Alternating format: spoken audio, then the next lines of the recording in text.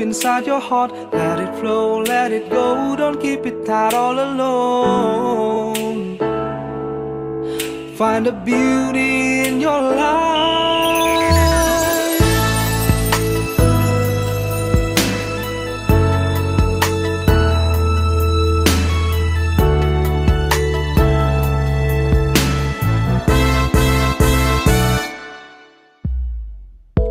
I wonder what you're searching for when everything is in your head.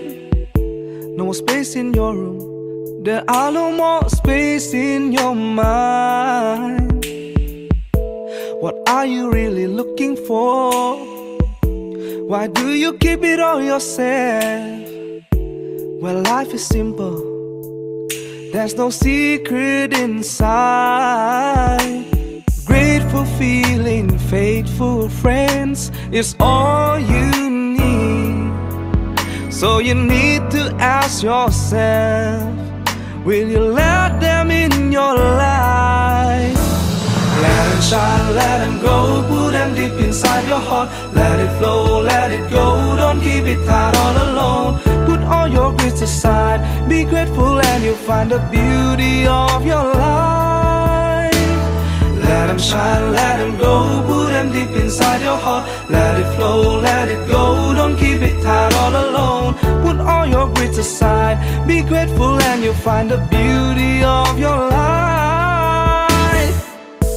I wonder what you're searching for when everything is in your head.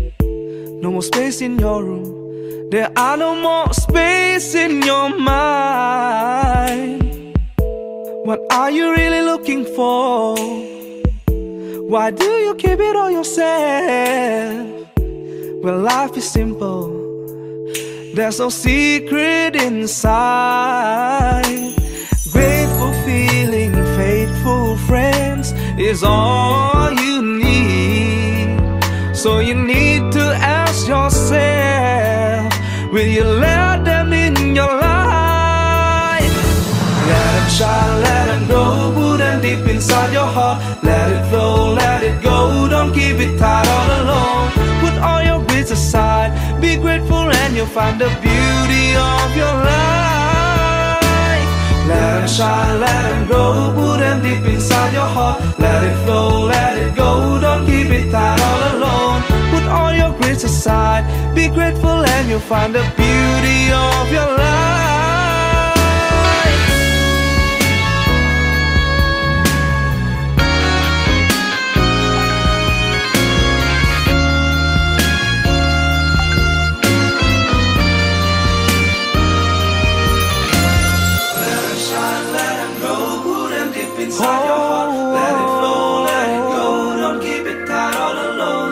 All your griefs aside, be grateful and you find the beauty of your life.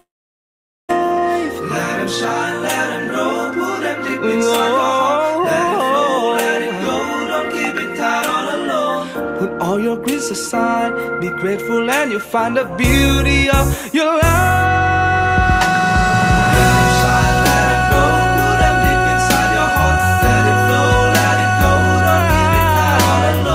Put all your griefs aside, be grateful and you'll find the beauty of your life.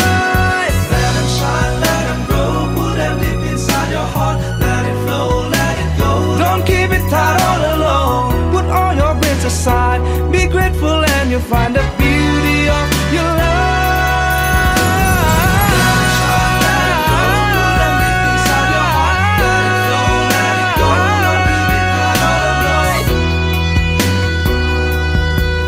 Find the beauty of your life. Let them shine, let them grow, put them deep inside your heart. Put all your griefs aside, be grateful and you'll find the beauty of your life.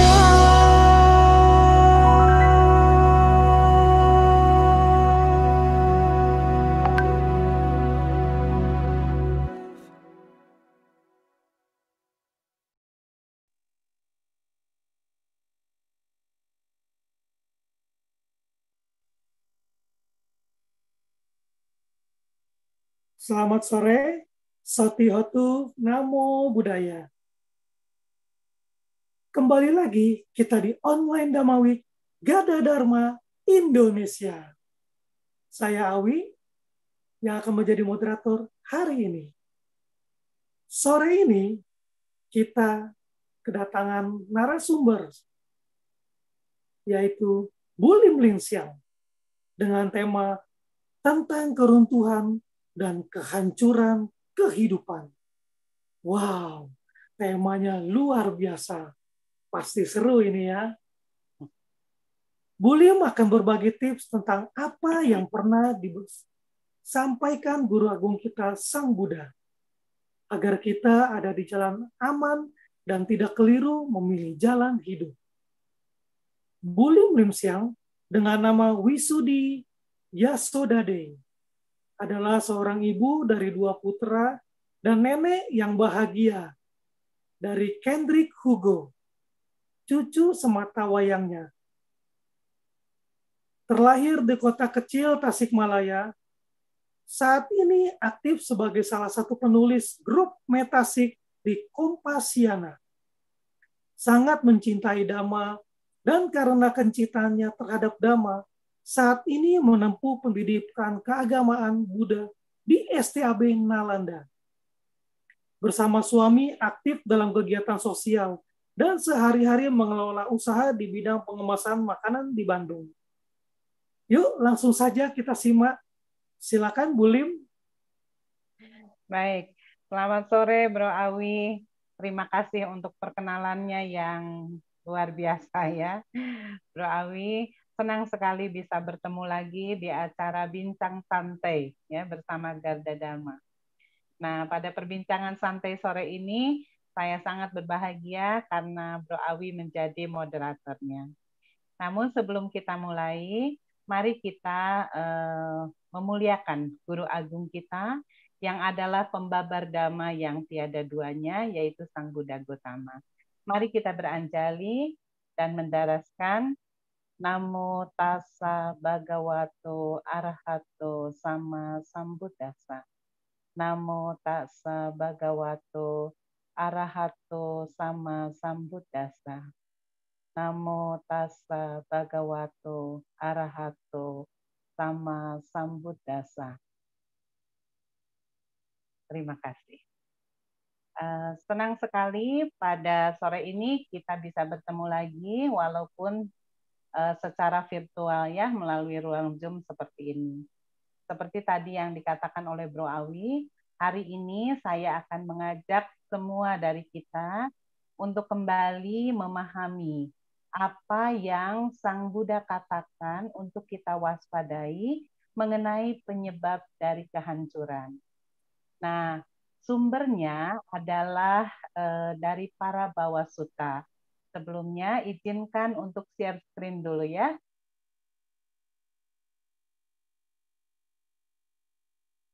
Sebentar.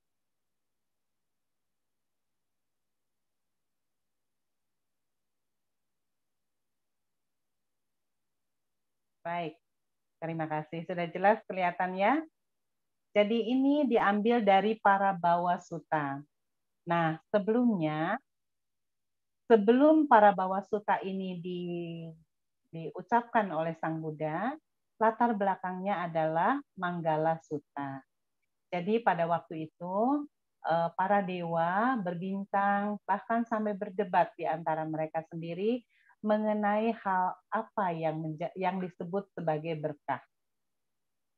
Berdasarkan persetujuan bersama di antara mereka, maka diutuslah sesosok dewa untuk bertemu dengan Sang Buddha dan bertanya, apakah yang dimaksud berkah utama itu?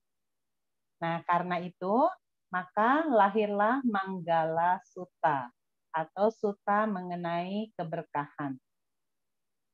Setelah pembabaran Manggala Sutta, para dewa rupanya tidak berhenti, tidak puas sampai di sana. Mereka kembali berkompromi ya, berdiskusi di antara mereka. Kalau ada hal-hal yang bisa mendatangkan berkah, kelihatannya ada juga hal-hal yang bisa mendatangkan kehancuran atau keruntuhan atau kemerosotan. Ayo kita tanya lagi kepada Sang Buddha. Maka dewa yang sama pun diutus lagi untuk menemui Sang Buddha dan bertanya kepada Sang Buddha. Maka lahirlah ceramah mengenai keruntuhan atau yang dikenal dengan Parabawa Sutta. Parabawa Sutta terdiri dari dua kata, yaitu Parabawa dan Sutta ya. Parabawa artinya kehancuran atau kejatuhan atau kemerosotan. Sedangkan Sutta artinya ceramah atau khotbah. Nah, Parabawa Sutta ini kalau kita cari ada di dalam Sutta Nipata, yaitu bagian dari Khuddaka Nikaya. Ya. Jadi sumbernya ada di dalam Tipitaka. Nah, sutta ini diulang oleh Bante Ananda ketika Konsili Agung yang pertama.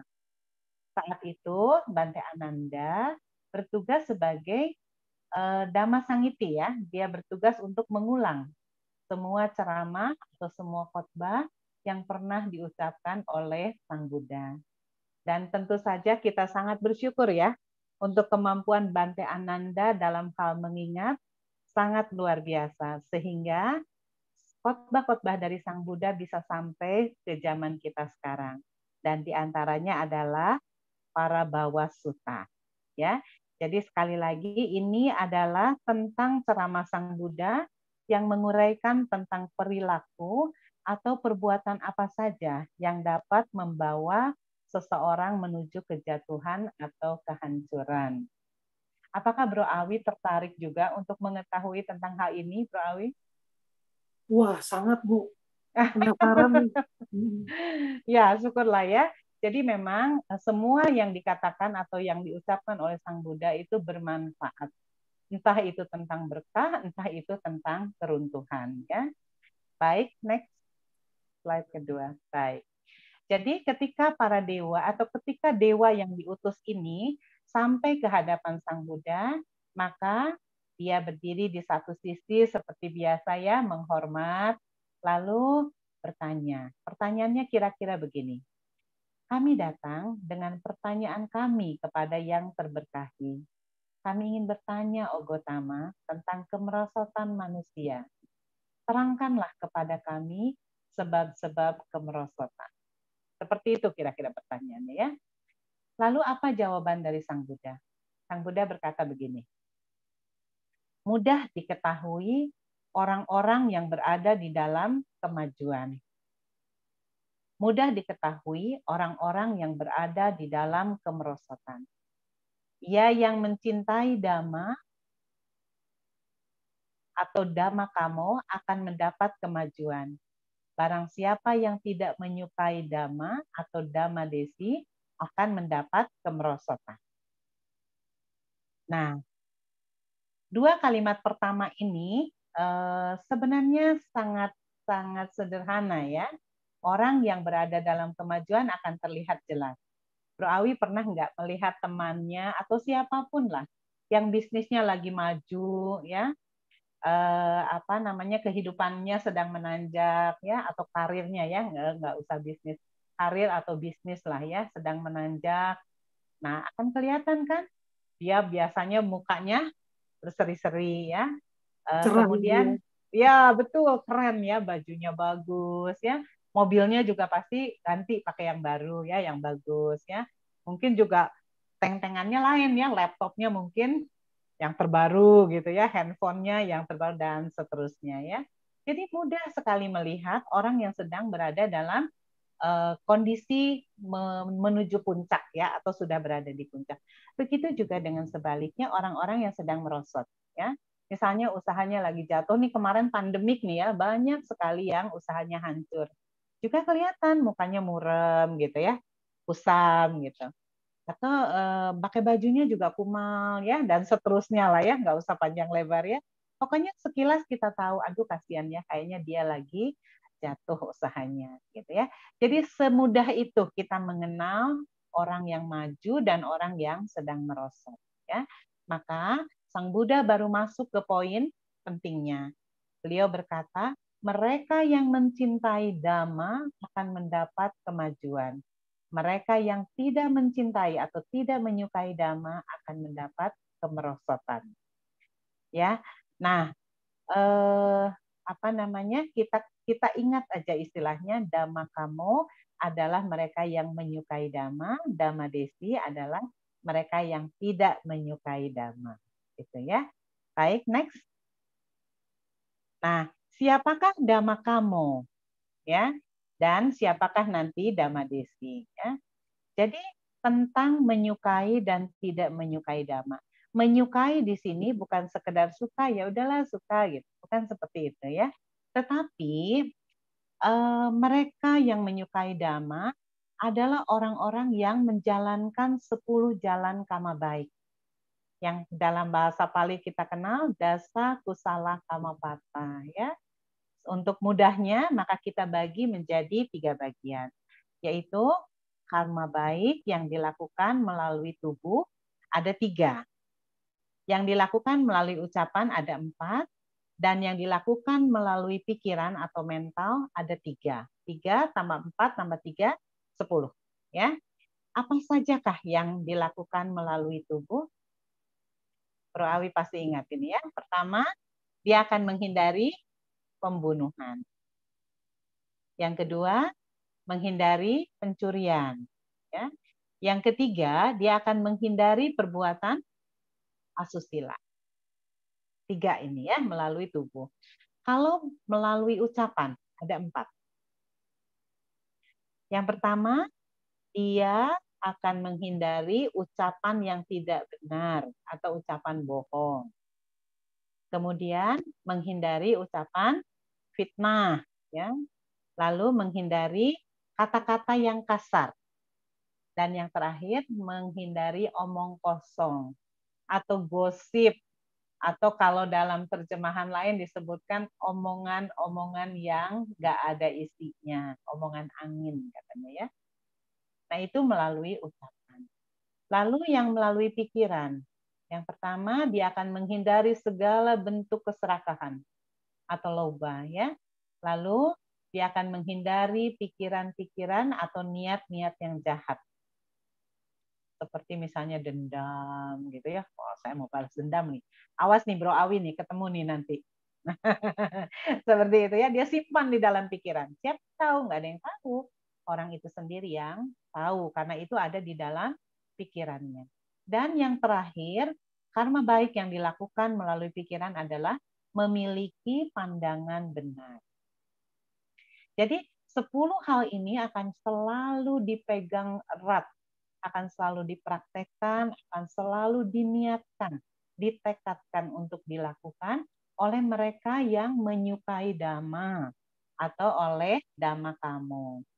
Sedangkan Dhamma Desi ya kebalikannya ya, mereka yang tidak menyukai Dhamma, mereka melakukan 10 jalan karma buruk ya. Membunuh, mencuri, berzina, ya bohong dan seterusnya ya, kebalikan yang 10 hal tadi. Pertanyaannya sekarang, apakah kita termasuk Dhamma Kamo atau Dhamma Desi? Ya. Fakta bahwa hari ini kita berdua ada di ruang Zoom ini, Bro Awi dengan semangat ya menjadi moderator, mempelajari materi yang akan disampaikan juga. Ini sudah suatu bukti yang kuat. Bro Awi adalah orang yang menyukai Dhamma.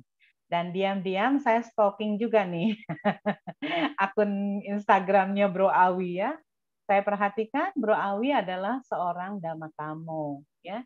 Semua kegiatan yang disajikan adalah kegiatan-kegiatan yang mendukung Dhamma ya. Saya perhatikan Bro Awi aktif sekali ya di banyak wihara, aktif melakukan banyak kebajikan seperti fangsen, berbagi sembako dan sebagainya ya. Saya sangat bersyukur sekali bisa bertemu, bisa berkenalan dengan Bro Awi yang adalah seorang Dhamma Kamo. Kenapa saya sangat bersyukur? Karena nanti di bagian kedua ini akan menjadi hal penting lainnya. Oke, kita masih akan lanjut ke yang berikutnya. Silakan. Nah, pertanyaan yang kedua ya. Tadi pertanyaan pertama dijawab oleh Sang Buddha, para dewa itu bahagia, dia puas ya dengan apa yang Sang Buddha katakan. Maka dia mulai penasaran ya, dia mulai tanya, baiklah, sekarang terangkan kepada kami sebab yang kedua. Nah, mulai yang kedua inilah kita akan melihat banyak sekali penyebab ya, banyak sekali penyebab mengapa pilihan-pilihan dalam hidup kita akan menjadi penting. Ya, jawaban Sang Buddha mengenai hal kedua yang dapat menyebabkan seseorang merosot. Yang pertama, katanya dia menyukai orang yang jahat. Yang kemudian tidak menyenangi orang yang baik, lebih menyukai cara-cara yang dilakukan orang yang jahat. Nah, inilah sebab kemerosotan. Ya, sekarang kita samakan dulu persepsinya ya. Orang baik siapa, orang jahat siapa. Biar jelas ya. Ketika Sang Buddha mengucapkan ini, Sang Buddha dengan jelas memperlihatkan ya kepada para dewa bahwa beliau adalah termasuk dalam kelompok orang yang bajik karena beliau mencintai Dhamma. Sekali lagi ya, beliau bukan hanya menyukai, beliau menguasainya sepenuhnya, mempraktekannya sepenuhnya, menembus Dhamma dengan sempurna sehingga beliau bisa mengajarkannya lagi kepada makhluk lain. Ya, maka Sang Buddha dan para biku sangga ya yang menjadi murid-murid Sang Buddha ada di kelompok mereka yang bajik ya. Nah, di zaman sekarang Sang Buddha sudah tidak ada. Yang tersisa adalah kelompok sangga ya, kelompok sangga yang di bawah di bawah kepemimpinan Sang Buddha. Karena winaya yang ditinggalkan oleh Sang Buddha masih dipraktekkan oleh mereka sampai hari ini. Ya, jadi mereka yang disebut sebagai kelompok yang bajik, sekali lagi, mereka pasti Dhamma kamu, ya, orang-orang yang menyukai Dhamma. Dan orang jahat adalah orang-orang yang tidak menyukai Dhamma. Ya, nah. Sekarang kita bisa mengerti mengapa pergaulan menjadi hal yang penting. Ya. Tadi saya bilang saya bersyukur bertemu Bro Awi, seorang Dhamma kamu. Karena dengan siapa kita bergaul akan menunjukkan dengan jelas kita ada di pihak yang mana nih, ya? Di pihak Dhamma kamu atau di pihak Dhamma Desi. Ya, tapi kan ada yang bilang belum tentu juga, ya kan? Nanti kalau kita bergaul dengan seorang Dhamma Desi, siapa tahu nanti lama-lama dia bisa ke bawah menjadi Dhamma kamu, ya. Sebenarnya kemungkinan itu ada. Tinggal balik lagi. Kita harus melihat, mengukur diri kita. Apakah kita sebagai Dhamma kamu lebih dominan dibandingkan teman kita yang Dhamma Desi, atau kebalikannya, dia yang lebih dominan dari kita. Karena kalau kita yang lebih dominan sebagai Dhamma kamu, bisa saja kita bawa orang itu ke jalan Dhamma. Kalau kebalikannya, lah jangan-jangan kita yang kebawa ke Dhamma Desi atau ke jalan mereka yang disebut sebagai orang-orang yang jahat. Ya, jadi penting sekali bagi kita untuk memeriksa kembali siapa teman-teman kita. Ya, karena teman-teman kita memperlihatkan kepada kita ini sebenarnya tipe yang mana gitu ya. Ada peribahasa mengatakan begini, burung berkumpul dengan mereka yang sejenisnya. Nah, nggak mungkin kan gelatik kumpul-kumpul sama elang. Ya, gelatik yang ngumpulnya sama gelatik gitu ya. Jadi orang akan menarik mereka yang memiliki sifat atau karakter atau elemen yang sama dengan diri mereka. Orang baik akan tertarik kepada orang baik lagi, orang jahat akan lebih senang untuk berkumpul dengan orang jahat. Ya, di tengah-tengah ada sisi kelabu ya, setengah jahat setengah baik. Nah, ini tinggal nanti tarik menarik mau kemana, siapa yang lebih dominannya nanti. Ya, maka mulai dari syair ini dan seterusnya, Sang Buddha memperlihatkan bahwa setiap makhluk memiliki sebab keruntuhan yang berbeda-beda. Tidak perlu semua dilakukan. Cukup satu saja dilakukan, maka itu sudah cukup untuk membawa kita kepada kehancuran. Ya, next. Itu ya. Jadi sekali lagi diingatkan, kita perlu untuk memeriksa siapa sahabat-sahabat kita. Untuk apa? Bukan mau kepoin urusan orang lain, bukan. Tapi sekali lagi ini tentang memeriksa diri kita sendiri ke dalam. Ya, next. Kemudian, sebagai jawaban untuk pertanyaan ketiga, Sang Buddha mengatakan penyebab kehancuran berikutnya adalah orang yang senang tidur, senang pergaulan foya-foya, malas, mudah tersinggung, dan tidak bersemangat. Saya punya teman nih, Bro Awi. Dimanapun dia ada, entah lagi duduk di kursi, entah lagi di luar, di taman, entah dimanapun, di kelas, dia bisa ketiduran dengan sangat nyamannya. Ada orang yang seperti itu, ya. Dan sekarang saya paham bahwa kebiasaan itu bisa membawa kepada kehancuran, ya. Begitu juga dengan senang pergaulan yang foya-foya, ya, senang kumpul-kumpul, atau istilah modernnya itu apa, clubbing katanya, ya. Bahayanya apa sih kumpul-kumpul seperti itu? Sekali lagi, dengan siapa kita berkumpul? Itu penting. Kalau kita berkumpul dengan orang-orang yang menyukai Dhamma, dengan Romo, Ramani, Upasaka, Upasika lain, dan membicarakan Dhamma, itu kumpul-kumpul yang oke, ya. Tapi kalau kita kumpul-kumpulnya hanya dengan teman-teman, dan tujuannya hanya sekedar kongko-kongko yang nggak jelas, gitu ya, gosip, nanti ujung-ujungnya ya pelanggaran sila keempat nanti, ya. Dan biasanya ketika kumpul-kumpul nih, pengalaman saya ya, ibu-ibu ya, biasanya kalau kumpul apaan sih? Mulai pamer. Lihat nih, baru beli tas baru, harganya seanu. Ini loh, baju yang saya pakai ini, buatan anu lah ini. Nah, seperti itu. Ya. Jadi pameran gaya hidup. Apakah salah?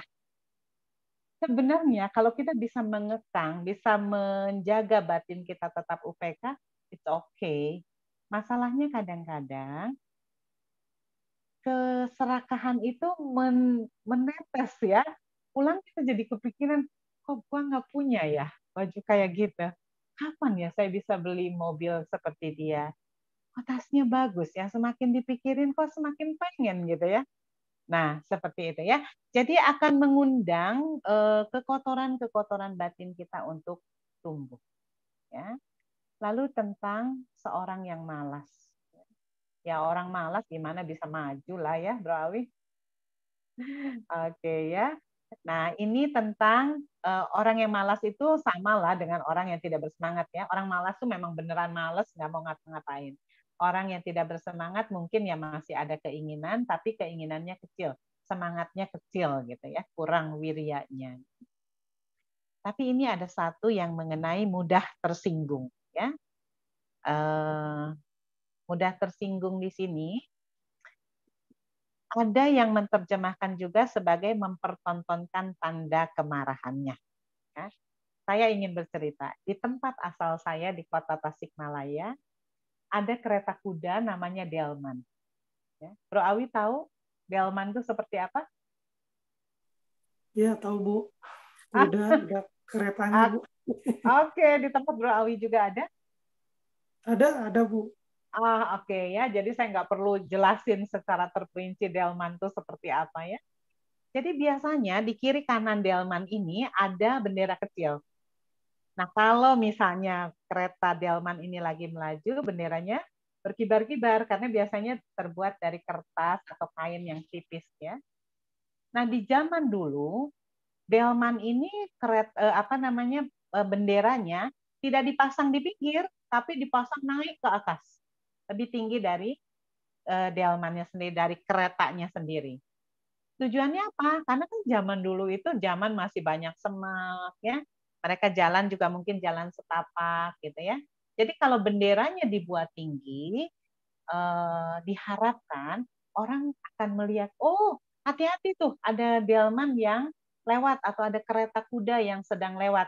Ayo awas ke pinggir gitu ya. Maksudnya untuk hati-hati gitu ya. Nah, orang yang mudah tersinggung atau orang yang mempertontonkan tanda kemarahannya kira-kira seperti itulah Bro Awi ya. Jadi dia akan nunjukin, nih saya marah nih. Misalnya mukanya cemberut, lalu tatapan matanya tajam gitu ya. Mukanya juga bengis gitu ya. Kata-katanya sekalinya buka mulut, aduh nusuk hati banget gitu ya. Omongannya sangat tajam gitu ya. Nah, kalau kita pikirkan bahwa apa namanya sifat kemarahan ini bukanlah sifat yang bagus ya, Bro Awi. Kalau menurut Bro Awi bagus nggak sih kalau orang seperti itu? Wah, nggak enak Bu, deket-deket juga Bu. Saya pikir cuma saya aja yang malas bergaul dengan orang yang gampang marah ya. Nah, orang lain aja tidak suka dekat, tidak suka untuk bergaul. Dirinya sendiri pun menderita. Ya, dia sangat menderita karena kemarahannya. Coba aja Bro Awi bayangkan, kalau misalnya Bro Awi tersinggung dengan saya misalnya ya, dan sekarang Bro Awi lagi melihat ke arah saya, Bro Awi pasti dalam pikirannya, ini orang ya, gitulah ya. Padahal sayanya santai, sayanya ngobrol, sayanya ngomong gitu ya. Saya nggak merasakan apa-apa. Bro Awi yang menderita. Kapan nih orang berhenti ngomongnya ya? Seperti itu ya. Nah, jadi sebenarnya orang yang marah adalah orang yang lebih menderita dibandingkan orang yang dimarahinya ya, objeknya itu. Ya. Mungkin next slide-nya, Bu. Oke ya. Seperti itu ya. Nah, sekarang bagaimana kalau kita punya sifat seperti ini? Gampang marah, mudah tersinggung gitu ya. Ini karena kebiasaan ini dibawa dari kecil. Dan kita nggak akan bisa rubah itu dalam 1 atau 2 hari dengan 1 atau 2 nasihat. Ya, ada satu petunjuk yang bisa kita ikuti ya. Yang pertama dikatakan kita bisa membiasakan diri secara rutin membaca parita. Parita apa aja boleh, parita apapun ya. Tapi dianjurkan membaca Buddha Nusati, merenungkan sifat-sifat luhur dari Sang Buddha. Ketika kita merenungkan sifat-sifat ini, kita akan melihat ya bahwa Sang Buddha dengan keagungannya, dengan kemahatauannya, dengan posisinya yang menjadi yang nomor 1 lah ya. Sang Buddha itu sabar. Sang Buddha itu guru yang sempurna. Bro Awi pernah nggak sih nemu dalam Tipitaka yang menceritakan Sang Buddha lagi marah-marah kepada para biku? Kalian ini bego banget ya, misalnya gitu ya. Pernah nggak sih kira-kira ada yang model gitu? Wah, kayaknya belum pernah Bu. Dan memang nggak ada. Ya ada kayaknya Bu. Iya, memang nggak ada. Sang Buddha tidak pernah diceritakan lepas kontrol, lepas kendali sampai marah. Tidak pernah. Karena arti dari kata Buddha sendiri adalah seorang yang tercerahkan. Dan Buddha Gautama adalah seorang sama Sambuddha. Jadi pasti ya kita sangat percaya bahwa beliau adalah orang yang mampu untuk mengendalikan dirinya sendiri. Ya. Nah, ada satu kisah yang sangat menginspirasi saya. Ini tentang Brahmana Bharadwaja. Saya cerita aja sedikit ya. Jadi ceritanya Brahmana Bharadwaja ini adalah seorang Brahmana yang terkemuka. Dan sekali waktu dia tahu ada salah satu anggota keluarganya menjadi biku di bawah bimbingan Buddha Gautama. Dia tersinggung, dia marah. Ini orang ngapain ya datang ke sini? Ini orang mau ngapain sih datang ke sini? terus tiba-tiba mempengaruhi keluarga saya, sampai-sampai keluarga saya pindah menjadi pengikut petapa Gotama ini. Maka dalam kemarahannya, dalam kondisi yang di mana dia sedang tersinggung, dia mendatangi Sang Buddha, dia mendatangi Buddha Gotama. Apa yang dia lakukan? Catatan itu mengatakan dia marah-marah, dia memaki-maki Sang Buddha, dia merendahkan, dia menghina Sang Buddha. Apa yang dilakukan oleh Sang Buddha?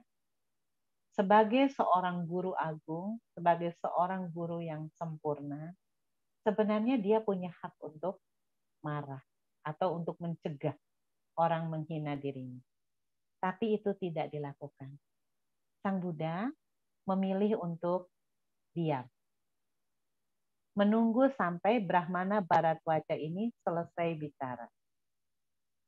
Bayangkan ya, kalau kita dalam posisi dia dimaki-maki, terus diam aja.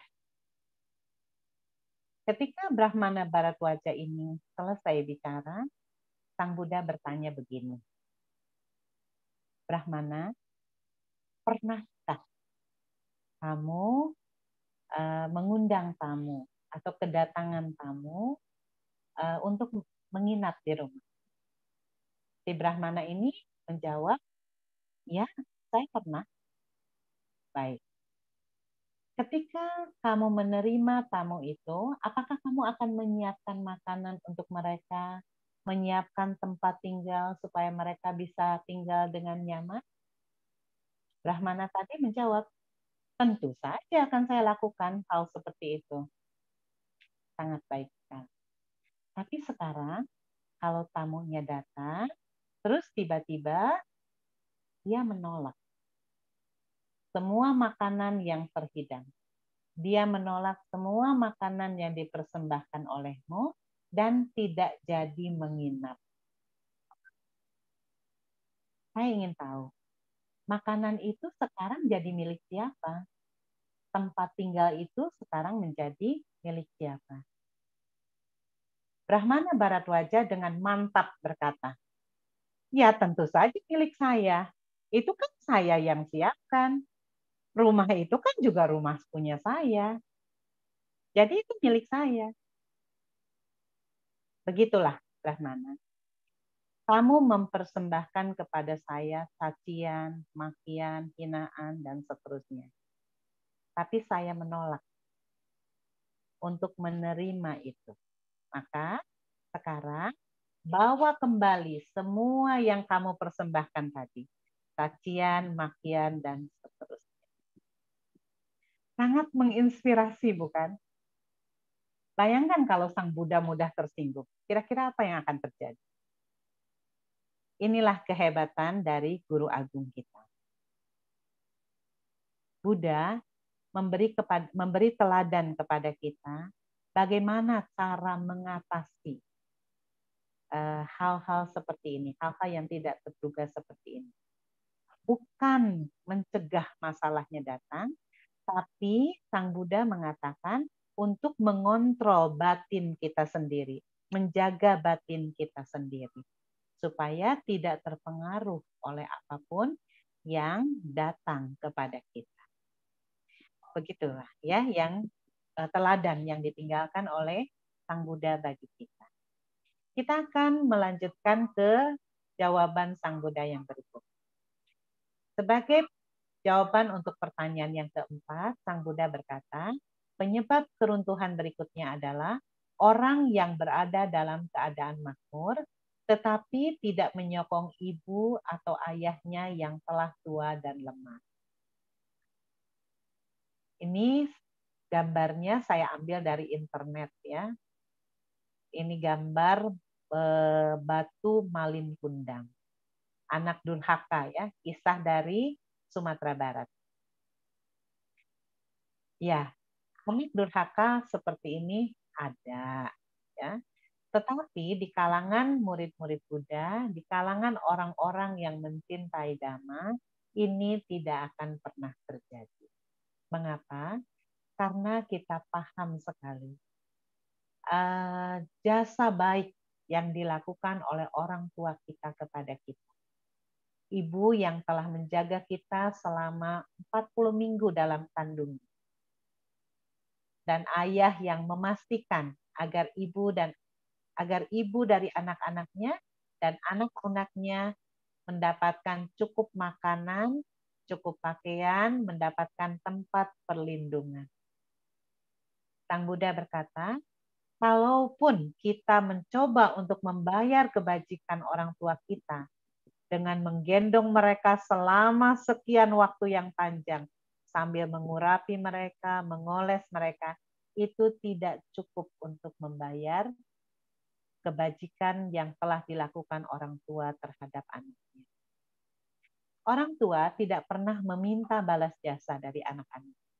Tetapi Sang Buddha menasehatkan kita agar berbakti kepada orang tua. Mengapa? Karena balas jasa tidak mungkin untuk dilakukan, tetapi berbakti itu mungkin. Dan kita semua bisa melakukannya. Ya. Maka kalau kita cukup makmur secara materi, kita tidak punya alasan untuk menolak, menyokong orang tua kita yang sudah lansia. Kalau kita tidak cukup makmur secara materi, kita bisa merawat mereka dengan tangan kita, dengan perhatian kita, dengan kasih sayang kita. Selalu ada cara untuk berbakti kepada orang tua kita.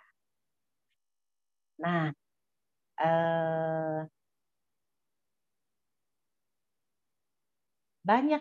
banyak hal ya yang pernah kita dengar ya di luar sana.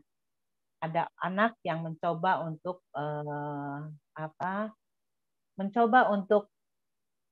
memenjarakan orang tua, menuntut orang tua secara hukum dan seterusnya.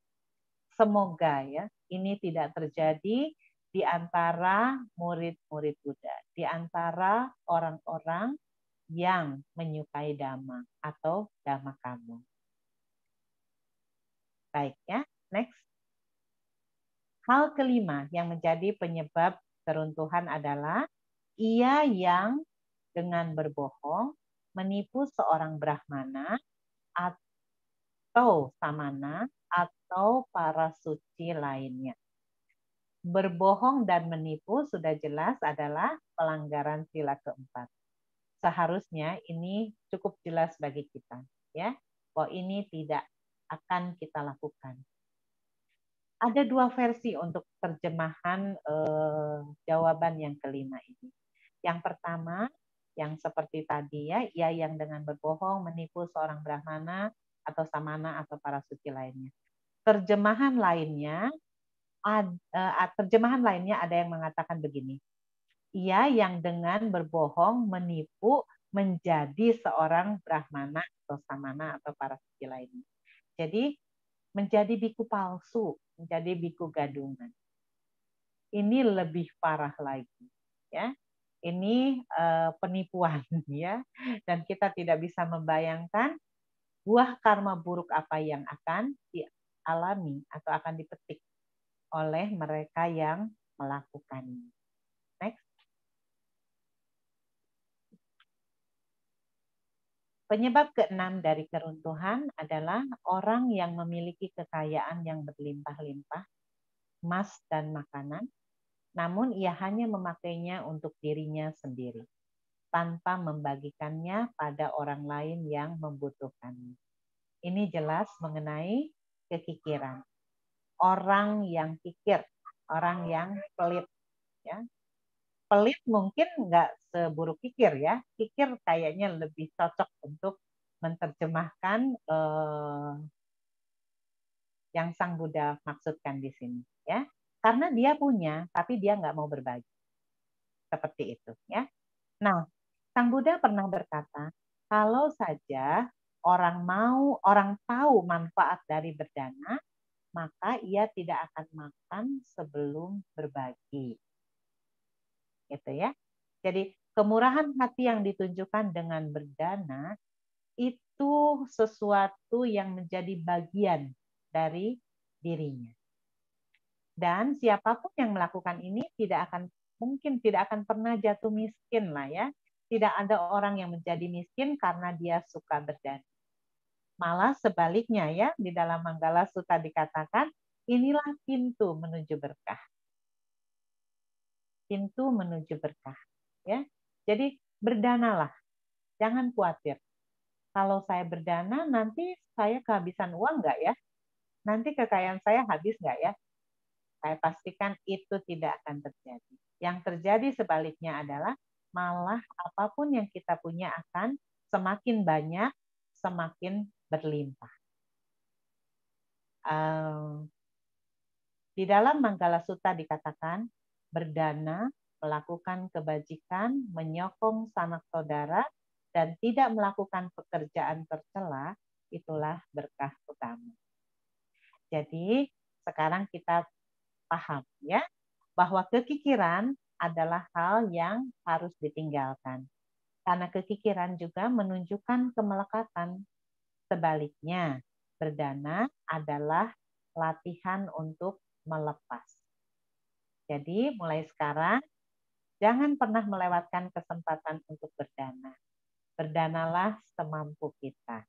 Ya, next. Yang ketujuh, orang yang merasa sombong atas keturunannya, kekayaan, dan sukunya. Bahkan merendahkan sanak keluarganya sendiri. Orang model gini tuh biasanya angkuh ya, sombong ya. Dan dia tidak akan pernah mau merendahkan dirinya di hadapan siapapun juga. Ingat tadi ya, kisah mengenai Brahmana Bharadwaja. Dia tidak tahu siapa yang sedang dia maki-maki. Terlalu sombong. Sampai matanya tertutup untuk melihat yang sebenarnya. Jadi kesombongan bisa membuat orang lupa untuk menilai dirinya apa adanya. Ya, dan kesombongan ini juga biasanya sangat kuat. Kalau kita pikirkan lebih jauh, orang yang sombong itu nanti akan berakhir di alam apaya. Sekarang, kalau kita yang dihina seperti Sang Buddha tadi ya, dan dia tidak bisa menjaga UPK atau keseimbangan batinnya, dia mulai sakit hati, mulai benci, mulai dendam, maka perasaan tidak sukanya ini sangat kuat. Orang yang meninggal dalam kondisi kebencian yang kuat juga akan terlahir di alam apaya. Maka cerita mengenai Brahmana Bharadwaja dan bagaimana Sang Buddha menjawab mereka benar-benar harus menjadi pertimbangan kita dalam bersikap, terutama dalam menyikapi kesombongan. Next. Ia yang menyerahkan dirinya pada wanita-wanita, minuman keras, perjudian, serta menghamburkan apa yang telah diperolehnya dengan susah payah. Ya, kita sering dengar ya, 3 serangkai penghancur kehidupan. Wanita, minuman keras, dan judi. Ya, saya kira ini sudah sangat umum ya. Semua orang mengerti. Saya kira semua orang bisa mengerti ya, kenapa hal-hal ini bisa mendatangkan kejatuhan atau kemerosotan dalam kehidupan seseorang. Next. Begitu pula dengan yang ke-9 ini ya, orang yang tidak puas dengan istrinya sendiri, berhubungan dengan wanita-wanita pelacur, serta terlihat bersama-sama dengan istri orang lain. Ini perbuatan yang sangat buruk ya. Next. Baik, yang ke-14. Yang ke-10 ya. Orang yang telah melewati masa mudanya tetapi membawa pulang seorang wanita yang berpayudara seperti buah timbaru dan tidak dapat tidur karena merasa cemburu terhadap dia. Jadi kalau sudah berumur, cari istri yang masih muda, yang badannya seksi ya. Mulai digerogoti oleh kecemburuan dan kekhawatiran. sebenarnya mungkin istrinya bukan masalah ya. Kalau istrinya orang baik-baik, seorang damakamo, dia melayani suaminya dengan baik, it's okay. Tetapi kecemburuan itu bisa membutakan mata seseorang terhadap kenyataan yang ada di hadapannya. Oleh karena itu, kilesa ini, kecemburuan ini akan menggerogoti kehidupan, akan menggerogoti kedamaian batin seseorang. Dan karenanya pada gilirannya juga akan menggerogoti kesehatannya secara fisik dan mental. Jadi akan sangat merugikan. Ya. Jadi kecemburuan adalah kilesa atau kekotoran batin yang harus kita hilangkan atau musnahkan. Ya. Next. Mempercayai dan memberi kekuasaan pada wanita yang suka mabuk dan menghambur-hamburkan uang, atau pada laki-laki yang berperilaku seperti itu. Inilah penyebab keruntuhan seseorang. Salah percaya orang, salah memilih orang. Itu ya. Next. Ia yang memiliki sedikit kekayaan tetapi mempunyai banyak keinginan. Terlahir sebagai seorang kesatria dan mengharapkan sebuah kerajaan. Ini ya, yang menjadi bahaya di sini adalah orang yang sedikit kemampuannya tapi keinginannya terlalu banyak, biasanya akan mengerahkan segala upaya, menghalalkan segala cara supaya ambisinya bisa tercapai. Kadang dia juga bahkan nekat melakukan hal-hal buruk yang akhirnya akan mendatangkan penderitaan yang berkepanjang. Saya pernah menonton acara televisi beberapa tahun yang lalu ya tentang kehidupan malam. Ada wawancara dengan beberapa wanita muda. Dari wawancara itu diketahui bahwa wanita-wanita ini adalah SPG di sebuah mall besar di Jakarta. Waktu ditanya kenapa mereka menjalani kehidupan mengerikan ya sebagai PSK, mereka bilang mereka ingin sama dengan orang lain, punya handphone bagus, punya baju bagus, punya uang cukup banyak, bisa makan di kafe, bisa pergi kemanapun mereka suka. Mereka butuh uang untuk itu. Betapa mengerikan ya, memiliki keinginan yang di luar kemampuan dan berusaha untuk dipenuhi. Ini sangat berbahaya. Atau kadang-kadang kita juga melihat ya, ada orang yang mengejar posisi tertentu. Entah itu di perusahaan, entah itu di di BUMN atau apapun lah ya, sudah menjadi rahasia umum. Mereka akan melakukan apapun supaya mereka bisa mencapai posisi yang mereka inginkan. Kalau perlu, dia akan memfitnah juga, menjatuhkan orang lain supaya dia bisa naik.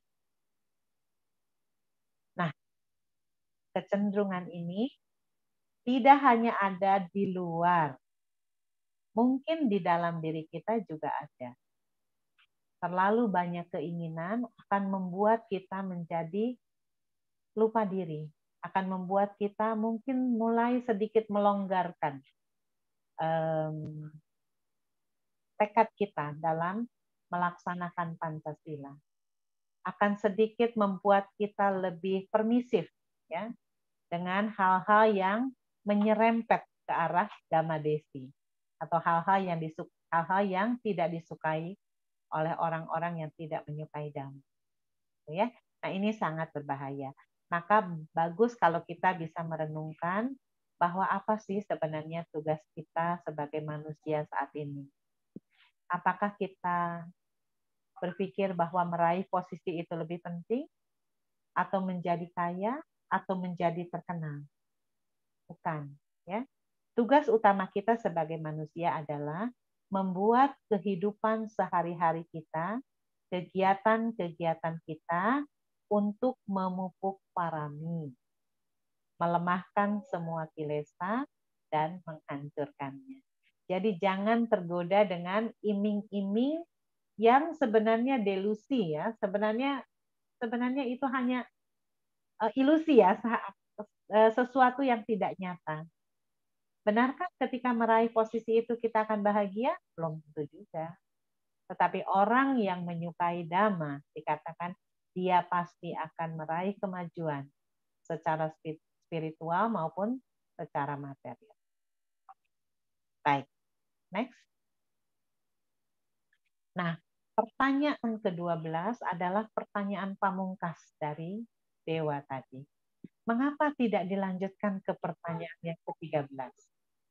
Ya, di dalam kitab komentar dikatakan bahwa mereka melihat tidak ada manfaat untuk kemajuan spiritual mereka. Maka ketika Sang Buddha menjawab pertanyaan ke-12 dan mereka puas dengan apa yang dibabarkan oleh Sang Buddha, dewa tersebut terdiam. Sang Buddha yang bisa membaca pikiran, dia memahami. Oh, seperti ini. Baiklah, maka Sang Buddha menutup dengan kalimat ini. Dengan merenungkan secara mendalam semua penyebab keruntuhan di dunia ini, maka orang bijak yang memiliki pandangan terang akan menikmati kegembiraan di alam bahagia. Mengetahui penyebab keruntuhan akan membuat orang menjadi bijaksana, akan membuat orang waspada, menjaga kehidupan mereka, yaitu dengan tetap berusaha berperilaku baik, seperti yang Sang Buddha katakan dalam khotbah tentang keberkahan atau Manggala Sutta. Dan menjauhi perbuatan-perbuatan buruk yang dapat menyebabkan kehancuran, seperti yang di dalam para Bawa Sutta ini. Jadi, apakah harus ke-12-nya kita lakukan baru kita hancur? Tidak. Satu saja kita lakukan, maka kehancuran sedang menanti kita. Next. Nah, inilah 12 sebab kemerosotan manusia. Ya. Yang pertama, orang yang mencintai Dhamma akan sejahtera. Orang yang mengingkari Dhamma akan mengalami penderitaan. Yang kedua, ia mencintai orang-orang jahat dan tidak berbuat sesuatu yang menyenangkan orang baik-baik, tetapi menyenangi kejahatan dan tipu muslihat.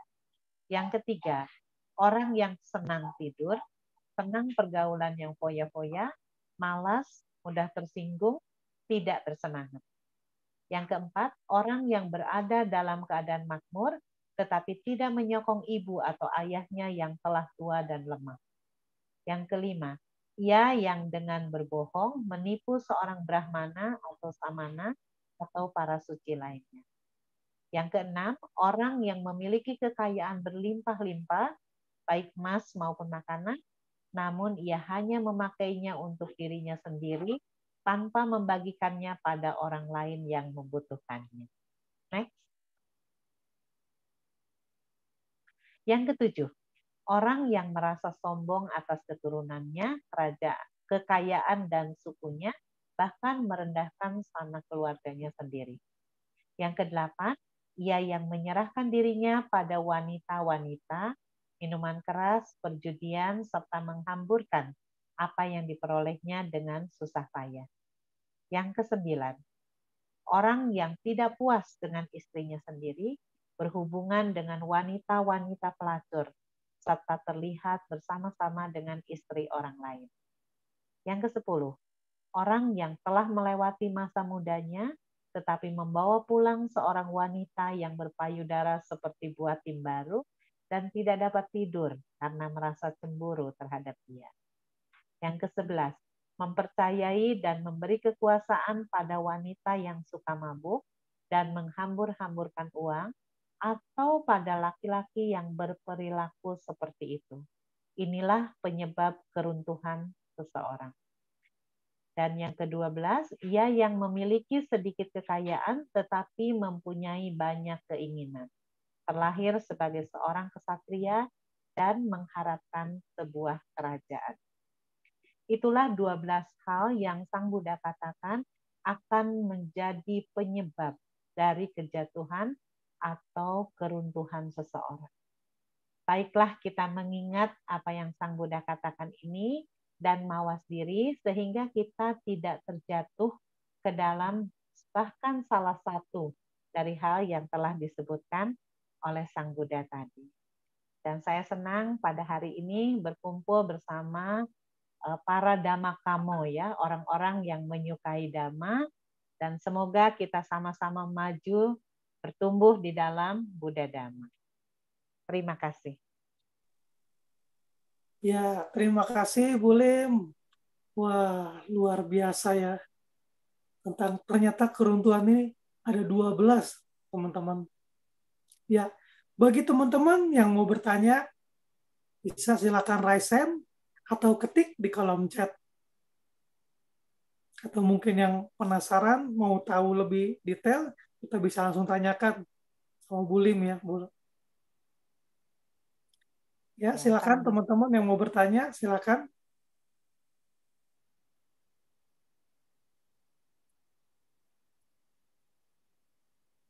Ya, Bu Lim, saya yang bertanya dulu dah kalau begitu ya, sambil menunggu teman-teman nih. Oke. Ya, saya mau nanya Bu Lim, sebenarnya kalau orang yang bekerja di dalam bidang perjudian gitu, atau bisnis dalam bidang perjudian gitu, itu salah gak ya begitu ya sebenarnya ya? Mata pencarian salah gak seperti begitu ya Bu Lim? Baik, nggak berjudi tapi bisnisnya di bidang judi gitu ya. Ya, begitu. Iya, oke. Ketika Sang Buddha memberitahu tentang mata pencaharian benar, memang ini tidak disebutkan termasuk di sana ya, Bro Awi. Tetapi karena ini kita sedang berbicara mengenai para bawasutta, dan di awal saya sudah memberitahu bahwa para bawasutta ini ada kaitannya dengan Manggala Sutta ya. Jadi tadi 12 sebab kehancuran yang ini, nah di Manggala Sutta kan tentang berkahnya ya. Nah saya ingat di dalam Manggala Sutta itu ada satu bait yang mengatakan begini. Anakula cak kamanta etang manggala mutaman. Bekerja tanpa celah itulah berkah utama. Nah, bekerja tanpa celah katanya ya. Nah, idealisme bekerja menurut Dhamma adalah bekerja tanpa celah, benar ya. Dan dalam terminologi bahasa Pali ini disebutnya anakula ya. Nah, Bante Kantipalo dalam penjelasan mengenai Mahamanggala Sutta pernah mengatakan bahwa anakula adalah sebuah pekerjaan, kesibukan, atau mata pencaharian yang tidak membawa konflik atau pertentangan. Dapat dijalani dengan damai, tenang, tanpa menyebabkan kebingungan.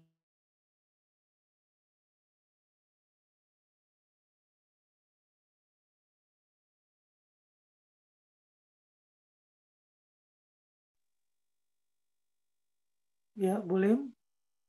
Ini bisa menjadi sebuah berkah ya. Anakula ini juga dapat diartikan sebagai sebuah pekerjaan yang bersih atau bebas dari pelanggaran sila ya.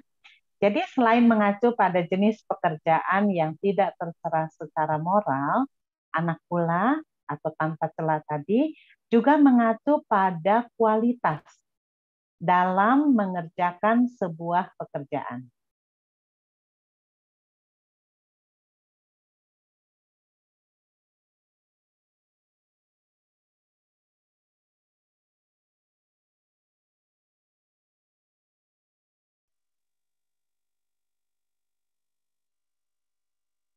Dedikasi,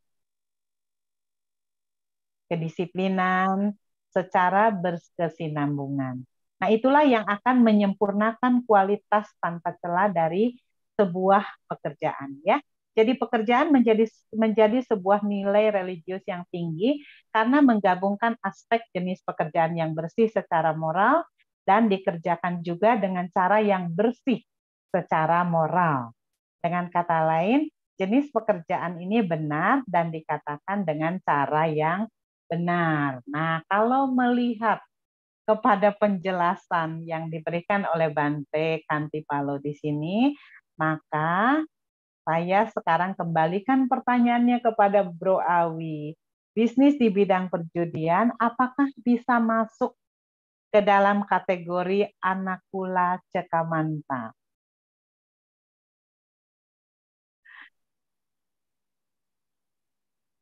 Ya, mata Ya. pencarian salah ya berarti ya Bu ya.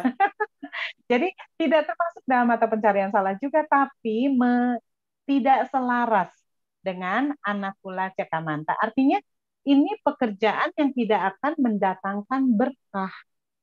Ya, yang tidak selaras dengan ini artinya tidak menjadi sebuah pekerjaan yang menjadi berkah. Lah ngapain dilakukan kalau itu tidak menjadi sebuah berkah? Ya, daripada buang waktu, mendingan kita cari pekerjaan lain yang bisa mendatangkan berkah dalam kehidupan kita. Begitu, Bro Awi. Ya, terima kasih Bu Lim. Baik, sama-sama. Ya, Bu Lim, ini kebetulan ada yang bertanya, ada yang resen nih dari Pak Ya. Pendi. Mm-mm. Ya, silakan Pak Pendi. Oke. Baik, terima kasih kesempatannya. Izin bertanya, Bu. Suaranya nggak ada ya? Bentar. Mana? Ada, jelas. Oh, ada. Ada, ya. Ada ya. Oke. Ini Bu, kalau lihat suta tadi kan sepertinya banyak yang mesti dihafalkan ya. Ada nggak sih tips praktisnya gitu kan kita sebagai apa istilahnya pengingat dharma lah ya, belum masih ingat dulu nih, belum melakukan kan. Jadi ada nggak tips-tips praktis gitu kan kira-kira sebagai orang awam gitu kan untuk apa dapat melaksanakan lah. Kalau udah ingat terus dapat melaksanakan. Itu yang pertama. Nah, yang kedua, saya melihat tren kehidupan modern kita sekarang ini kayaknya manusia itu kalah itu bukan karena kesulitan ya, atau hambatan atau halangan gitu kan. Tapi kayaknya kalah dengan kesenangan nih. Jadi banyak di luar kesenangan-kesenangan yang justru yang lebih menggiurkan dibandingkan lebih kuat gitu ya dibandingkan halangan atau hambatan itu sendiri ya. Ya ini sharing aja sih. Gimana menurut Ibu seperti itu kan apa ya ada pergeseran zaman gitu kan. Jadi kadang-kadang kita ingin mencapai sesuatu itu justru bukan kalah karena halangan atau hambatan atau larangan gitu kan. Tapi justru karena kesenangan di sekitar kita. Jadi kita nggak fokus gitu. Ya. Oke, Kasih atas baik. kesempatannya. Ya. Baik, Bro.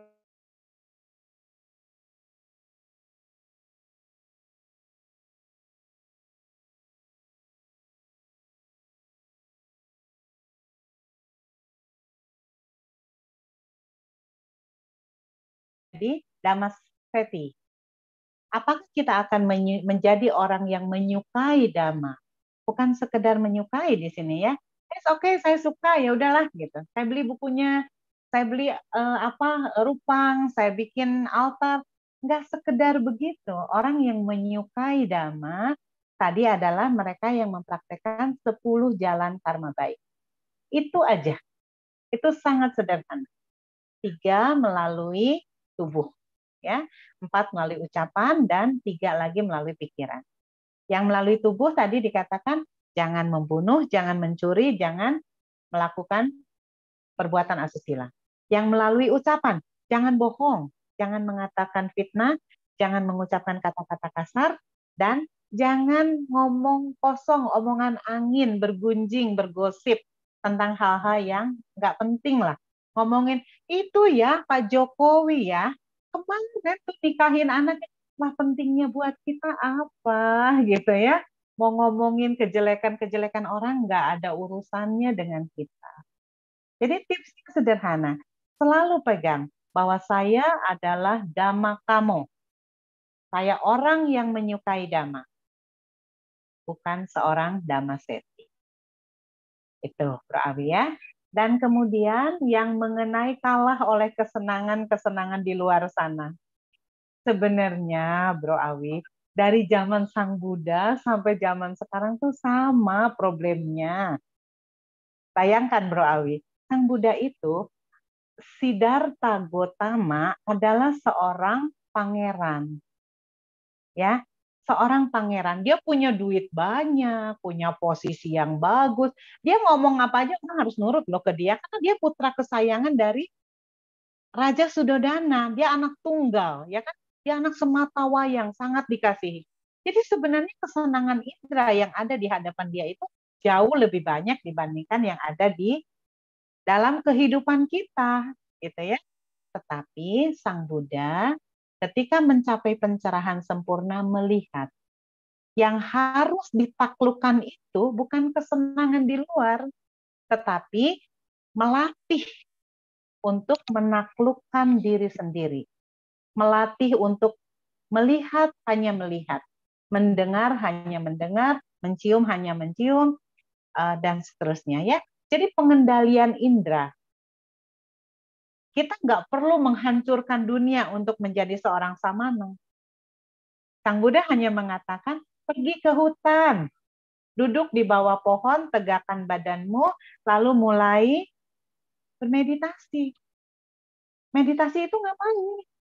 Meditasi itu melatih untuk pengendalian indera. Jadi jawabannya sebenarnya sama aja. Di zaman dulu dan zaman sekarang godaannya sama, Prof. Fendi. Tinggal balik lagi. Seberapa serius kita melatih diri kita untuk mengendalikan indera-indera. Saya kira itu, Prof. Fendi. Ya, ternyata Bulim ajaran Buddha ini luar biasa ya, sepanjang masa ya. Dari zaman dulu sampai zaman sekarang yang udah teknologi canggih, modern pun tetap ya, maksudnya sih Iya. efektif gitu ya Bu ya.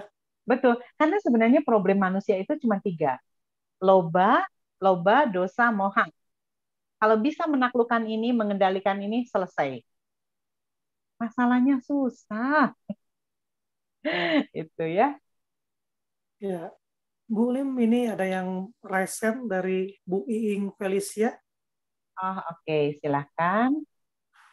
Iya, selamat sore Bu Lim, selamat sore Bro Awi.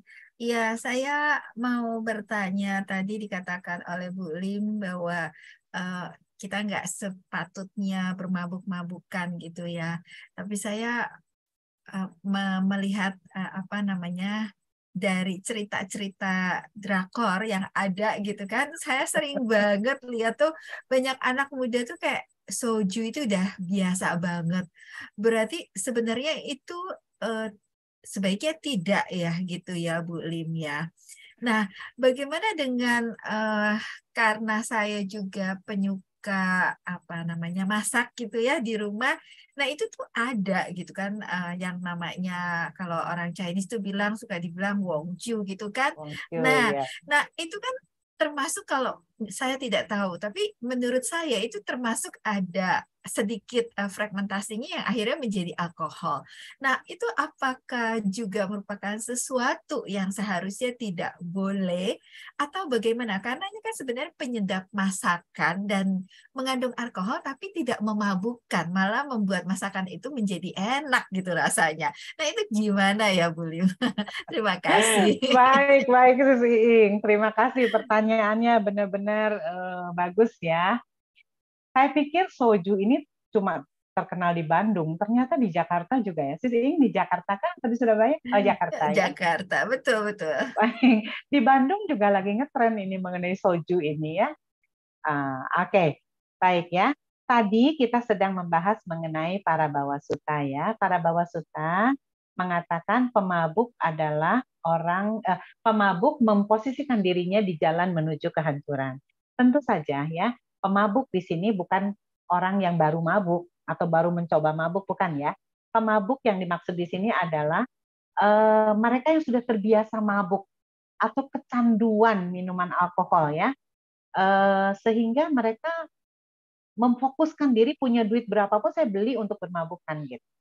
Nggak sayang lah kalau keluar uang untuk bermabuk-mabukan. Nah, masalahnya sekarang bukan di sana. Masalahnya sekarang adalah tentang kalau saya ngicip-ngicip dikit lah, masukin ke masakan gitu ya. Sepanjang yang saya tahu, ketika Wong Chiu masuk ke dalam masakan kan panas nih, mendidih ya. Alkoholnya biasanya udah menguap, udah hilang. Biasanya begitu ya. Tapi saya ingin sedikit berbagi tentang, maksudnya begini, saya minum tapi nggak mabuk. Saya hanya ingin tahu aja nih, soju kan baru datang nih dari Korea. Harganya juga nggak terlalu mahal. Kalau di Bandung sekitar 130 ribuan lah sebotol gitu ya. Maksudnya masih kejangkau lah kalau mau beli gitu ya.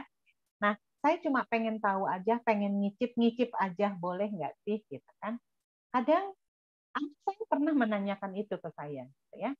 Nah, sekarang mari kita lihat apakah masalahnya sesederhana itu. Apakah hanya karena ingin nyicip, apakah hanya karena kita mampu, terus kita bisa melakukan itu. Saya akan mengajak untuk melihat ke Pancasila Budi sila yang kelima ya. Mari kita melihat dengan pelan-pelan ya. Sila kelima itu kan Surameraya itu ya.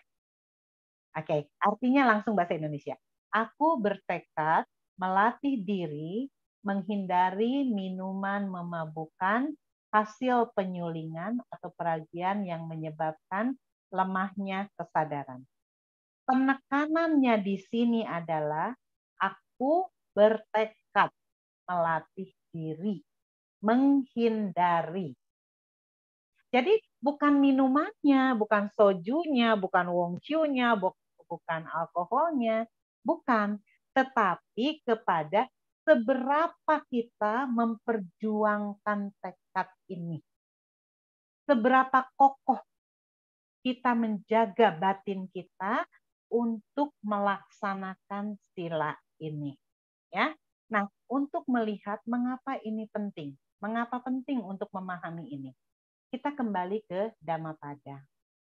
Dalam syair yang ke-13 dan ke-14 dikatakan begini, seperti air hujan yang menetes, menembus atap jerami yang jarang, demikianlah nafsu keinginan menembus batin yang rapuh atau yang tidak terlatih.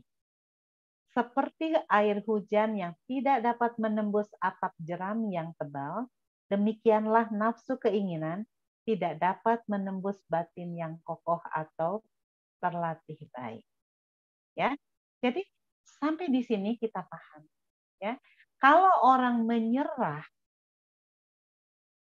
mengambil itu, meminum itu, yang salah itu bukan minumannya, bukan sojunya atau apa-apanya tadi. Yang salah adalah dia tidak dapat mengendalikan dirinya. Dia tidak dapat mempertahankan batinnya tetap kokoh untuk selalu berada di jalan damai. Saya kira ini pegangannya ya. Jadi nanti ini bisa kita terapkan ke bukan hanya makanan dan minuman gitu ya, tetapi kepada hal-hal lain. Karena bukan makanannya atau minumannya, tapi keinginan kita itu yang dipertaruhkan. Karena sekali kita mengingkari tekad kita untuk bangkit lagi, memperkokoh tekad kita lagi, itu perlu perjuangan ekstra kuat. Dibandingkan kalau setiap hari kita mengambil sila di pagi hari, sepanjang hari itu kita menjaga sila sebaik mungkin, dan malam ketika menutup kegiatan kita mengulang sila. Itu rasanya ringan banget ya, karena hari itu saya sudah menjaga sila saya dengan baik. Coba kalau kita melanggar sila. Di malam hari menjelang tidur, astaga, tadi saya bla bla bla bla bla. Batin kita hambar. Besok mau ngambil sila, kemarin juga saya melanggar ya. Jangan-jangan nanti hari ini saya nggak bisa memenuhi lagi nih. Jangan-jangan jadi karma buruk lagi nih. Nah, itu akan semakin membuat batin kita goyah, dan akhirnya kita menyerah. Berhenti melakukan perbuatan baik. Jadi saya kira seperti itu ya, Gus Iing. Ya, Bu Lim, ini ada pertanyaan lagi dari kolom chat nih dari Pak Krisna. Saya bacakan ya, Bu Lim. Oh, Bu Krisna, itu teman saya, teman kuliah saya. Iya, oke. Terima kasih Bu Krisna. Ya, pertanyaannya, Ibu-ibu, Pak. Ibu Krisna, cantik sekali, jauh dari Arab dia, dari Ya maaf, Emirat Arab. saya chat aja soalnya putus-putus di sini. Oh, iya, oke. Ya, saya bacakan ya. Kriteria teman yang baik, yang mana antara dua ini? Teman Buddhis, suka berdiskusi, Dhamma, tapi keras kepala, suka ajak berantem. Atau teman beda agama, tapi damai-damai saja. Kalau bicara walaupun selalu beda keyakinan. Oke, baik. Ini pertanyaan yang sangat bagus ya. Karena kenyataannya kita semua memiliki teman model begini. Sekarang pertanyaan saya kepada Bu Krisna dan kepada semua ya. Tujuan kita berteman apa? Sang Buddha berkata, ada 4 kriteria teman baik. Ya. Nah, apa 4 kriteria teman baik ini? Searching di Google supaya nempel di kepala. Ingat ya, kalau saya kasih tahu nanti sebentar lupa ya. Jadi artinya teman yang membantu kita di jalan Dhamma, entah itu dengan cara yang keras, entah itu dengan cara yang lembut, tapi dia selalu memastikan kita berada di jalan Dhamma, itulah teman sejati. Jadi jangan pernah terkecoh dengan sifat atau karakter yang diwujudkan dalam kata-kata ya. Misalnya, sudahlah, kamu nggak apa-apa melanggar sila hari ini, kan masih ada besok. Besok kamu bisa mulai lagi. Hari ini minumlah sedikit, nggak apa-apa. Bandingkan dengan teman yang mengatakan begini, kalau kamu sentuh itu, kamu melanggar sila. Dan saya nggak suka kamu melakukan itu. Lebih baik singkirkan itu. Keras, kasar. Saya tanya Bro Awi pilih teman yang mana? Teman yang baik pastinya boleh.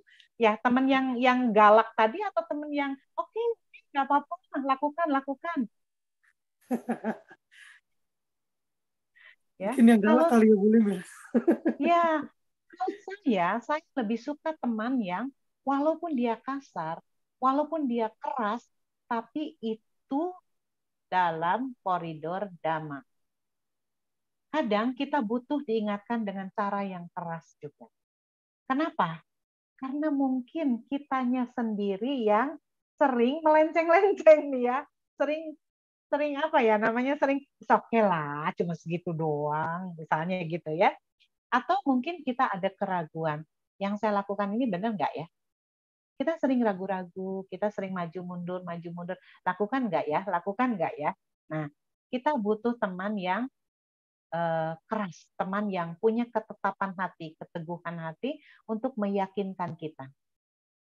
Gak apa-apa berdebat. Kenapa? Dengan berdebat kita paham seberapa jauh pemahaman kita tentang Dhamma. Ya, saya suka sekali berdiskusi Dhamma dengan teman-teman yang ketika saya bertanya, dia tidak memberikan saya jawaban, tapi dia menunjukkan saya suka. Udah kamu baca aja suta ini, nanti kamu juga ngerti. Waktu saya buka, sutanya panjang, minta ampun. Tapi saya baca. Dan karena saya membaca, akhirnya saya paham. Yang terlibat di sana bukan hanya sekedar perbuatan itu, tapi kondisi batin, ya. Kemudian sada kita terlibat, kemudian seberapa rapuhnya kita, semua dijabarkan di sana. Maka akan sangat berterima kasih kalau ada teman yang membantu kita tetap berada di jalan Dhamma. Jangan takut berdebat, nggak apa-apa, kan teman. Ya, Bu Krisna, kan teman Buddhis, dia paham Dhamma. Selama dia menunjukkan kepada kita jalan kebenaran yang ditunjukkan lewat, kamu bacalah ini sutanya. Coba kamu pahami lagi lah syair Dhammapada yang ini. Nih, ada nih kutipan Dhamma mengenai hal ini. Coba kamu baca sendiri. Nah, berbahagialah memiliki teman seperti itu, ya. Daripada sekedar teman yang it's okay, nggak apa-apa, minum-minum dikit boleh lah. Clubbing nggak apa-apa, cuma ngomongin artis doang, nggak dosa kok, nggak ada yang dirugikan. Nah, mereka hanya cuma Oma, ngomongin artis, tapi mereka lupa 4 karma baik melalui ucapan, diantaranya juga menghindari gunjingan yang nggak jelas. Seperti itu. Bu Krisna, mungkin ada yang iya. ingin Kasih Oma. Ini ditanyakan suara saya lagi? putus-putus nggak? Enggak, jelas kok. Ya, terdengar. Oh, jelas. Ada. Oh iya, oke. Maksud saya Oma kalau kan kita kadang-kadang punya teman sama-sama Buddhis gitu, tapi debatnya itu bukan ke arah yang benar gitu loh Oma. Debatnya itu justru dia keras kepalanya untuk memaksakan kehendak dia yang nggak bagus Artinya dia gitu. masuk Dan ini dalam nggak berada nggak keras kepala di situ gitu loh. ya. Tapi salah, menurut saya itu salah. Tapi saya tipikal orang yang tidak mau menyerang. Ya kan ada orang-orang yang kalau lagi berargumen keras, dia nggak bisa seperti kupingnya itu kayak keblok gitu ya, nggak mau terima masukan. Jadi kadang-kadang ketemu orang yang seperti itu, saya mundur gitu. Karena kita udah bilang, menurut saya nggak setuju gini-gini. Tapi dia tambah keras kan, ada orang-orang kayak gitu. Jadi saya mundur. Maksud saya akan kehilangan teman seperti itu. Maksud saya menjauhi teman walaupun sama-sama berjalan, mengaku berjalan di dalam Dharma, tapi Dhamma yang dia pegang menurut saya salah, Oma. Jadi saya mundur. Justru saya memilih sebaiknya saya berteman walaupun beda keyakinan. Kita tahu-sama tahu saya meyakini ini, kamu meyakini ini, tapi kita mempunyai nilai kebaikan yang sama gitu ya. Go ahead lah, walaupun ya Tuhan kita beda gitu. Oke, Krisna ya. Sang Buddha pernah berkata begini, di dalam Dhammapada, saya lupa syair keberapa ya. Jadi kata-katanya kira-kira begini, kalau kamu tidak menemukan seorang kalyana mita, lebih baik kamu berjalan seorang diri. Seperti itu. Ya. Jadi tadi kriterianya jelas. Kalau orang itu keras kepala tentang hal-hal yang di luar Dhamma, dia masuknya Dhamma seti. Orang yang tidak menyukai Dhamma. Atau orang yang pura-pura suka Dhamma. Padahal enggak. Nah, dengan orang seperti itu, mendingan kita cut. Kenapa? Balik lagi tadi saya bilang, siapa yang lebih dominan nantinya? Kalau kita lebih dominan, dia bisa kebawa ke jalan Dhamma. Tapi kalau dia lebih dominan, kita yang kebawa dia. Kalau sama-sama dominan, keras kepala ya ribut terus, bentrok terus. Nah, kalau bentrok terus, yang rugi siapa? Ketika kita bentrok, timbul kemarahan. Ya kan, timbul kebencian. Yang rugi kan kita. Maka Sang Buddha tegas bilang, kalau kamu tidak menemukan seorang kalyana mita dalam perjalananmu, lebih baik kamu berjalan seorang diri. Seperti itu. Baik, Oke. ada lagi? Thank you, Oma. Oke, thank you. Ya, teman-teman, ada yang masih mau bertanya, silakan. Kita masih ada waktu sedikit lagi, masih bisa. Silakan yang mau bertanya, bisa raise hand.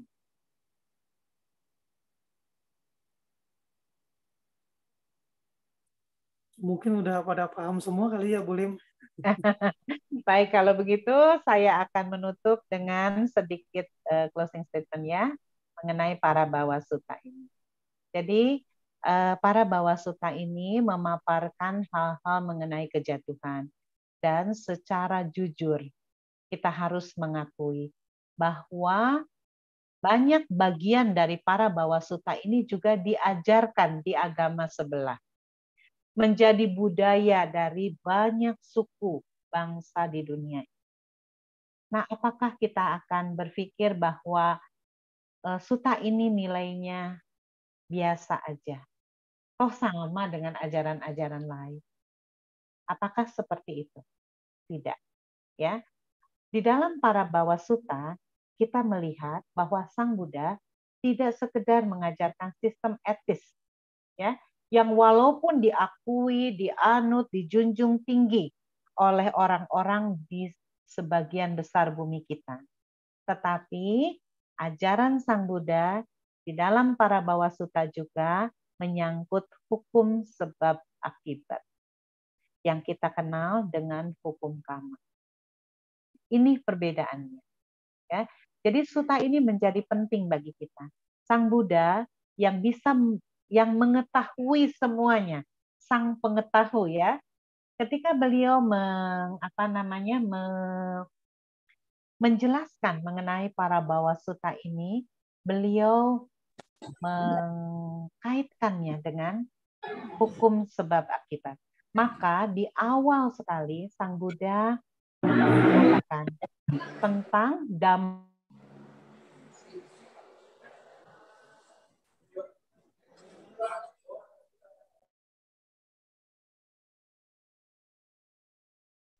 Bu Lim, tolong di unmute Bu Lim. Sorry, kenapa bisa ke mute ya? Maaf ya. Baik, saya akan ulangi sedikit ya. Jadi tadi sampai mana yang sampai ke mute? Ya baru ini Bu Lim, bisa diulang lagi aja Bu Lim. Oh, oke, baik ya. Saya akan ulangi. Jadi mengapa para bawa sutta ini menjadi penting? Walaupun isi dari para bawa sutta ini juga diakui, dilaksanakan, dijadikan acuan dalam banyak agama lain, di dalam kebudayaan lain, dan hampir semua manusia setuju dengan yang dikatakan oleh Sang Buddha dalam para bawa sutta. Tetapi ini semua tidak mengurangi pentingnya, luhurnya para bawa sutta. Mengapa? Karena ketika Sang Buddha menyampaikan ini, Sang Buddha mengaitkannya dengan hukum sebab akibat, atau yang kita kenal dengan hukum karma. Sejak awal, pada saat menjawab pertanyaan pertama, Sang Buddha menegaskan mengenai Dhamma Kamo dan Dhamma Seti. Jadi Sang Buddha menekankan pentingnya Dhamma untuk bukan hanya sekedar disukai, dianalisa, dipraktekkan, dirasakan manfaatnya, ehipasiko. Ya. Nah, inilah kelebihan dari para bawa sutta. Jadi bukan sekedar sistem etis seperti pada umumnya. Ya. Maka dengan memahami hal ini, dengan memahami hal-hal yang dapat menyebabkan kejatuhan dan bagaimana ini berkaitan dengan hukum sebab akibat atau hukum karma tadi, maka penting bagi kita untuk menjaga diri kita sedemikian rupa sehingga kita tidak melakukan hal-hal yang disebutkan dalam para bawa sutta ini. Kecuali menjadi Dhamma Kamo, itu penting ya, itu harus ya. Dan sebaliknya, kita mempraktekkan semua hal yang mengkondisikan hadirnya berkah dalam hidup kita, yaitu yang diuraikan di dalam Manggala Sutta. Ya, jadi para bawa sutta ini benar-benar menjadi pelengkap bagi kita, acuan ya, satu guideline dalam hidup kita. Ini yang boleh, yang ini, yang nggak boleh, yang ini, jelaskan. Dan kita bersyukur sekali ya, Sang Buddha dengan begitu murah hati ya, beliau mau menyampaikan ajaran luhur ini kepada kita semua yang manfaatnya akan sangat dirasakan oleh mereka yang melaksanakannya. Bukan sekedar tahu aja nggak cukup, tapi dipraktek seperti itu. Ya, terima kasih. Ya, terima kasih Bu Lim atas sharing-sharingnya pada hari ini. Semoga bermanfaat bagi teman-teman semua. Ya, baik. Mari bersama-sama kita menutup acara pada hari ini dengan membacakan Sabe Sata Bhavantu Sukhitata bersama-sama. Sabe Sata Bhavantu Sukhitata. Semoga semua makhluk hidup berbahagia. Sadu, sadu, sadu, sadu.